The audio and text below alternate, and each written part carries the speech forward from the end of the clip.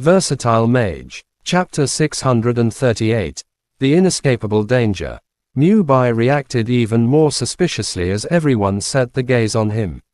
Mu Bai, don't tell me. Your cultivation did improve a lot over the years.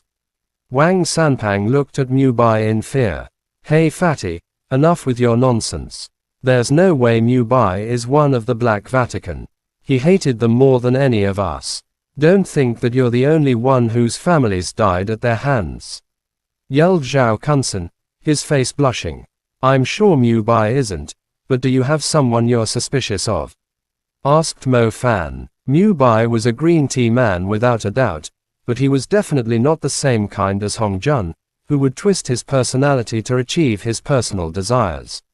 The guy was extremely self-willed, and most importantly, they had all grown up together. There was no way he would have been brainwashed by the Black Vatican. The truth is, I only heard this from my mum a while ago. It's not like I'm trying to hide something. Mu Bai's voice turned slightly deeper. Oh, Mu Bai was about to tell them his speculations when a few imperial magicians in purple robes flew toward them from the inner walls. Initially, they thought the imperial magicians were heading toward the Clock Tower Magic Association, but they were surprised when the magicians landed before them. The captain of the imperial magicians scanned the group and asked coldly, "Pardon me, is Fang Gu here?" "I am." Fang Gu did not hide his identity. He slowly walked forward and said with a hollow laugh, "As a sinful man, I'm quite honored that the captain of the imperial magicians, Lu Huan, is here to catch me. To bother wasting your time on a murderer like me, you imperial magicians are quite intriguing." Fang Gu had already mentioned that he would turn himself into the Enforcement Union. However, in the middle of such a terrifying disaster, it was a great relief if the city merely managed to survive. The Enforcement Union had no time to waste on a criminal like him. Fang Gu was simply going with the flow. As a matter of fact, he was quite intrigued to learn who this great Deacon Hu Jin was, a man trying to give the 1,000-year ancient capital a burial ceremony. "You all are coming with me." Lu Huan waved his hand, ordering his men to take the group with them. Mo Fan was entirely confused, but considering that these imperial magicians would simply bring them to Zhu Meng, he simply let the magicians take them away. The imperial magicians all had the ability to fly, so they each took 2 people with them. Mo Fan, Zhang Xiaoho, Su Xiaoluo, Fang Gu, Mu Bai, Zhou Ming, Lu Ru, Wang Sanpang, and Zhao Kunsen were all dragged away. Initially, Mo Fan thought the imperial magicians would bring them to the Clock Tower Magic Association, but they ended up arriving at some residence. It was hard to find such a spacious residence when the inner city was fully crowded with people. It was obvious that the place was somewhere important. "Captain, you can go back now. The Netherbone ruler is still watching the city. We'll bring them in," said one of the imperial magicians. Lu Huan nodded. He quickly flew into the sky and headed for the northern gate with a single beat of the enormous pair of white wings on his back. The inner city was not too big. It did not take much time for the captain of the imperial magicians to travel back and forth, yet it was quite shocking that they would send the captain of the imperial magicians to hunt Fang Gu down for what he had done. The status of the captain of the imperial magicians was even higher than Councilman Zhu Meng here in the ancient capital. He was in charge of the strongest troop of magicians in the whole ancient capital, consisting of the best advanced magicians. The Flesh-Mound Corps officials had greatly disrupted the evacuation of the people in the outer city. However, the imperial magicians still managed to eliminate many Flesh-Mound Corps officials within a short period of time. Otherwise, at least half of the people who had successfully evacuated to the inner city would have died. "So he's Lu Huan. Rumors say he's the strongest man in the ancient capital. He once killed an undead ruler on his own," said Zhou Ming, admiringly glancing after the purple figure flying away. "It's exaggerating to say he's the strongest, but he's definitely in the top 3, said a rather friendly-looking imperial magician with a smile. He led the group into the residence. The residence was in fact fairly crowded. Most of the people were hiding indoors. The beautiful garden was full of boxes containing medicines, leaving only a single path that people could barely walk through.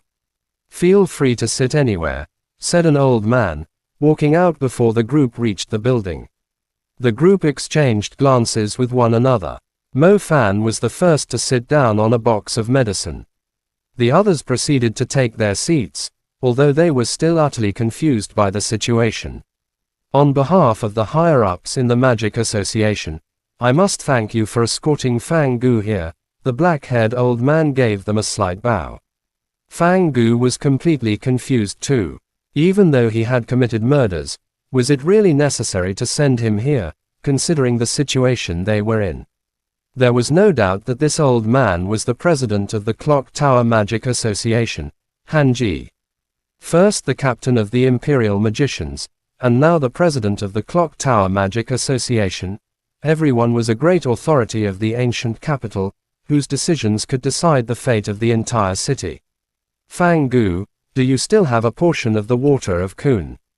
Han Ji switched his gaze to Fang Gu and asked straightforwardly, "Why are you asking about this? Aren't you going to punish me for my sins?" asked Fang Gu in confusion. The Black Vatican was after the water of Kun. Why were the people of the Magic Association after it too? Even though the water of Kun was the key to this conspiracy, the disaster had already taken place.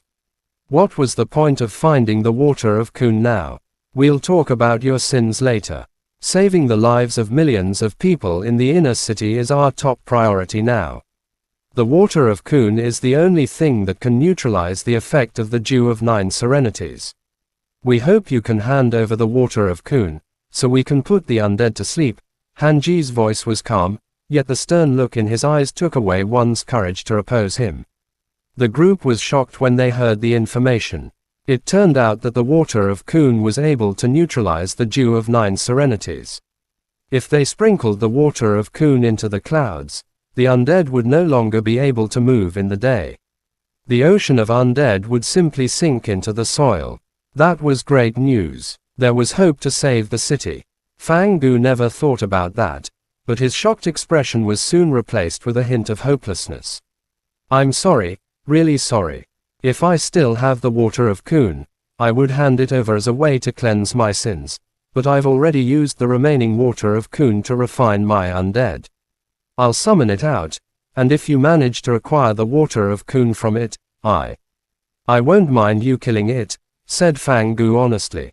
Following his words, Fang Gu drew a star pattern and summoned the crimson-red skeleton in front of the group. It glanced at its surroundings with a blank, bony face. "Han Ji, the water of Kun can save the people of this city. They're going to," said Fang Gu too. The skeleton, even though his tone was calm, everyone could sense the unwillingness in his words. "There's no need for that. It looks like we won't be able to escape our fate," Han Ji mumbled to himself after taking a single glance at the skeleton, which seemed to have given his soul a huge blow. "We won't be able to escape our fate."